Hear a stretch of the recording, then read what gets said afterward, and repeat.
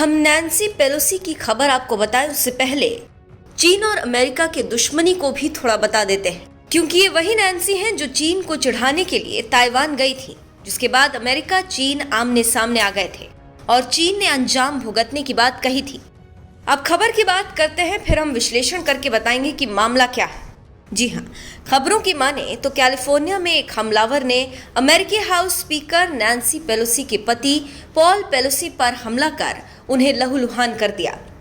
समाचार agency AFP की माने तो शुक्रवार को हमलावर नैन्सी पेलोसी की तलाश करता हुआ उनके घर में घुस गया और उनके पति से हाथापाई की। इस बीच हमलावर ने पॉल पेलोसी के सिर पर हथौड़ा दे मारा। इस हमले से पॉल पेलोसी के सिर में फ्रैक्चर आ गया, जिसके बाद अस्पताल में उनकी सर्जरी की गई।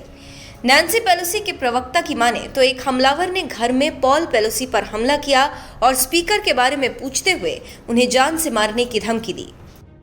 82 साल के पॉल पेलोसी पर जिस वक्त यह हमला हुआ उस समय नैन्सी वॉशिंगटन में थी।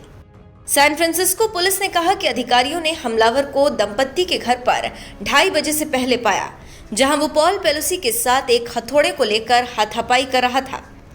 सैन फ्रांसिस्को के पुलिस प्रमुख ने मीडिया को बताया कि संदिग्ध ने पेलोसी के पास से हथौड़ा खींच लिया और उन पर हमला कर दिया। पुलिस ने हमलावर की पहचान 42 साल के डेविड डिपेप के तौर पर की है, लेकिन उसके बारे में और जानकारी देने से इनकार किया। अमेरिकी मीडिया ने पारिवारिक सूत्रों के हवाले से बताया कि हमलावर ने पॉल पेलोसी से कहा कि जब तक स्पीकर नहीं आ जाती वो उन्हें बांध कर रखेगा। इस बीच हमलावर का ध्यान भटकने पर पॉल 911 डायल करने में सफल रहे। स्थानीय मीडिया के मुताबिक हमलावर चिल्ला रहा था, नैन्सी कहाँ है? हालांकि पुलिस ने कहा कि हमलावर का मकसद क्या था यह भी साफ नहीं है। वहीं अब इस हमले को लेकर राजनीति शुरू हो गई है और कई लोग कई तरह का इशारा कर रहे हैं। अब हम वो बात बताते हैं जो हमने आपको हिंट देते हुए छोड़ी थी। जी हाँ, अगर आपको याद हो तो कुछ दिनों पहले नैन्सी ताइवान के दौरे पर गई थी और चीन ने धमकी देते हुए कहा था कि गंभीर परिणाम होंगे, और गंभीर परिणाम भुगतने की धमकी के बावजूद अमेरिकी प्रतिनिधि सभा की स्पीकर नैन्सी पेलोसी ताइवान पहुंची थी। इसके साथ ही वो स्वशासित द्वीप का दौरा करने वाली अमेरिका की सर्वोच्च अधिकारी बन गई।